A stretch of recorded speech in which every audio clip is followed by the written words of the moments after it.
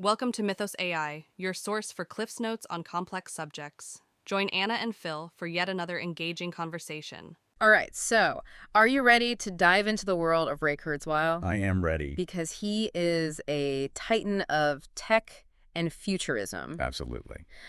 We have a ton of your sources here, biographies, articles, even excerpts from his own writing, and it's all about the life, inventions, and predictions of this guy. It's going to be a wild ride. Oh, yeah. Yeah. And let's be honest, we're all here for the singularity predictions. Of course, that's what everyone wants to talk about. But you know what's striking is how Kurzweil's own life story, it kind of reads like a blueprint for his futuristic ideas. Right. Yeah. Yeah. It's kind of uncanny. It's true. Born in 1948, right in the thick of that post-war tech boom. Yeah. But it wasn't just the era. His family background is interesting, too. Artistic parents, conductor father. I mean, you could argue the seeds of creativity and technology were planted really early on. Absolutely. And that influence really comes through in his childhood. We're talking about a kid building robots and composing award-winning music on computers before most kids even had their driver's license. Yeah. So that's not just an interest in technology. That's a deep-seated fascination with how things work, how to push boundaries. And this wasn't just playing around. Right. You know, his invention of the Kurzweil reading machine, prime example, Yeah. this wasn't just a cool gadget. This revolutionized accessibility for the visually impaired. Huge. Think about that, turning text into spoken words. This opened up a world of education, jobs, and independence that were previously unimaginable. Yeah. And the impact was immediate. Stevie Wonder himself was one of the first users, But beyond the invention itself, it kind of highlights Kurzweil's approach, which is identify a problem and then not just find a solution, but potentially pioneer an entirely new field to solve it. Wow. The Reed machine needed flatbed scanners and text-to-speech synthesizers, technologies that were in their infancy. Right. Kurzweil helped accelerate their development out of necessity. It's like he was building the tools to build the tools. Exactly, yeah. And that drive to connect humans and machines to overcome limitations, it really defines his career. Absolutely. You see that same thread in his work on speech recognition systems. We barely even think about it now when we're talking to our phones, our smart homes.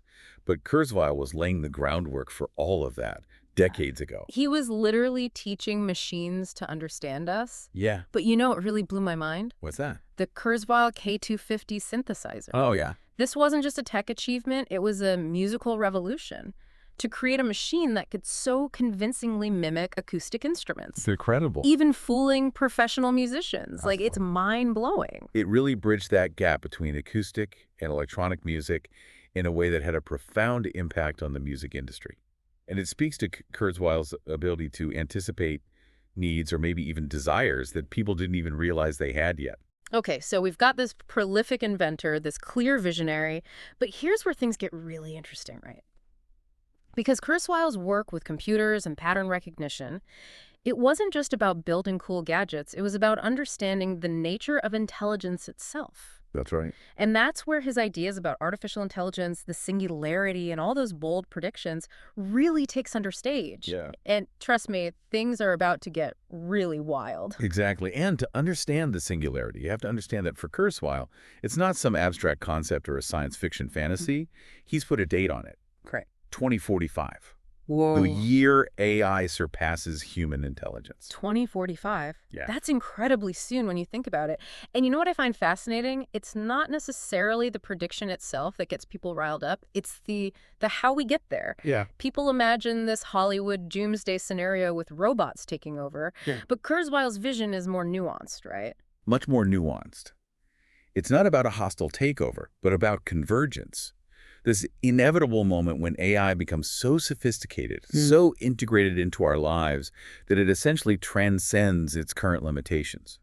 And the driving force behind this, according to Kurzweil, is the law of accelerating returns. Okay, so forget robots with lasers. We need to talk accelerating returns. Lay it on us. What exactly does that mean? Think of it like this. Technology doesn't just improve in a straight line, it explodes outward.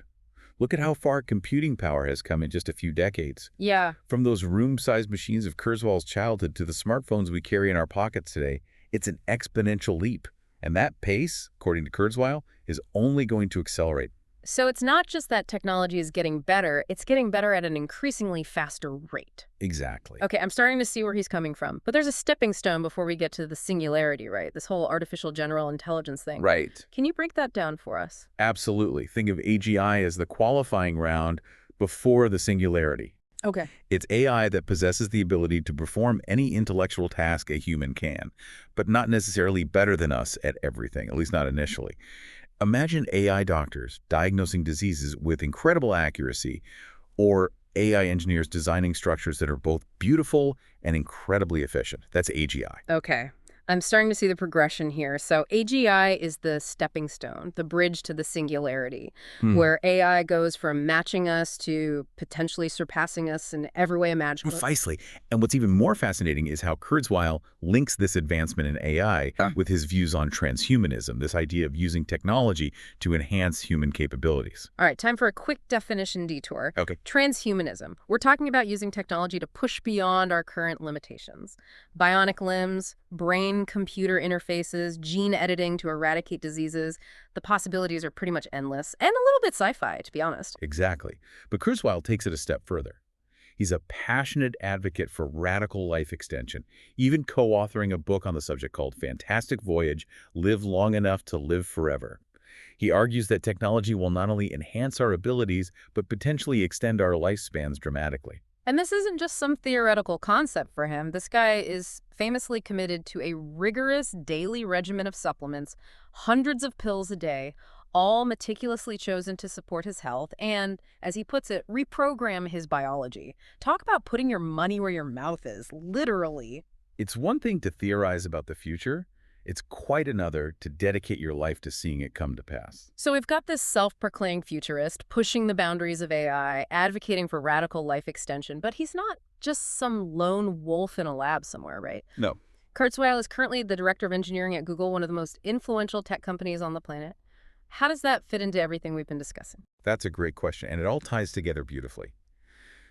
At Google, his primary focus is on natural language understanding.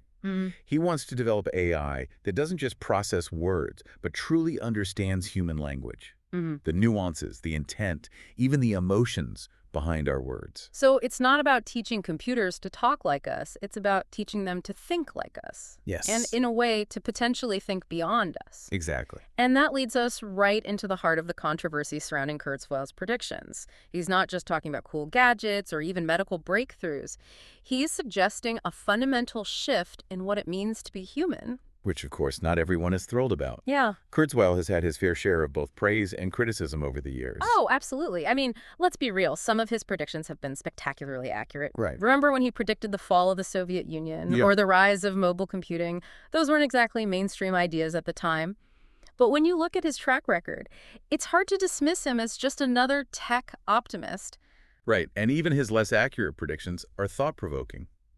The fact that we're even having serious discussions about self-driving cars and computers surpassing human intelligence in our lifetime, it speaks volumes about his ability to shift the Overton window, to get people thinking about these possibilities. He's definitely a master at pushing the boundaries of what we consider possible. But I'd be remiss if we didn't acknowledge the elephant in the room, the potential downsides, the risks, the ethical dilemmas that come with this level of technological advancement. Of course, and Kurzweil has been criticized even by some of the biggest names in AI for not fully addressing the potential consequences of his vision. Concerns about superintelligent AI, the potential for unintended consequences, the ethical implications of blurring the lines between humans and machines, these are not trivial issues. Not at all, and this is where things get really interesting because it's not just about whether or not Kurzweil's predictions are technologically feasible, it's about the kind of world we're creating and the values that will guide us. Exactly. And it's important to remember that this isn't just a one-man show.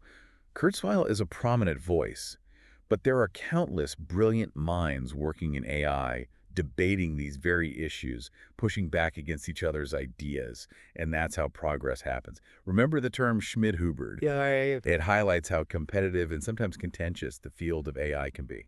It's like the tech world's version of throwing shade, but with algorithms and data sets. But jokes aside, it shows that these advancements aren't happening in a vacuum. There's a global conversation happening right now about the future of AI, and Kurzweil is just one voice, albeit a very loud one, in that conversation. And he's not afraid to evolve his thinking. Yeah. In his more recent book, The Singularity is Nearer, he revisits his earlier predictions and argues that advancements in fields like machine learning and quantum computing are pushing us even closer to that tipping point. But what I find particularly interesting is how he's also engaging more directly with the societal and ethical questions surrounding his work. So, a more nuanced perspective, it sounds like he's acknowledging that it's not just about reaching the singularity, it's about what kind of world awaits us on the other side. Precisely. Maybe it's age, maybe it's the weight of his own predictions, but there seems to be a greater sense of responsibility in his more recent work.